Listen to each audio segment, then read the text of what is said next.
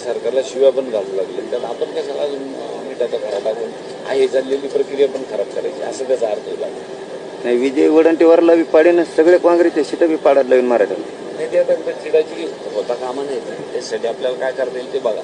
एकदा तुम्ही कधीतरी विजिट करून मराठा आरक्षणाच्या आणि मराठा जातीच्या विरोधात बोलायचं नाही, सगळे सीटं पाडून टाकेल मी विधानसभेला काँग्रेसची. त्यांची पहिल्यापासून भूमिका राहिलेली. आता आपण तर बोलत नाही, म्हणजे आम्ही आमच्याकडून दिली तर काही लोकल कोणी होत नाही, पण ते बाहेर तुमचं विदर्भ किंवा कोणीतरी ओबीसीचं नेता घेऊन उठून सुरू करून देतो. व्यक्तिगत घेऊन नाही, एवढंच त्यांचं स्वतःच म्हणणं आहे. समाज आणि मुद्दा आरक्षणाचा असं घेणं तर सरकारला आहे.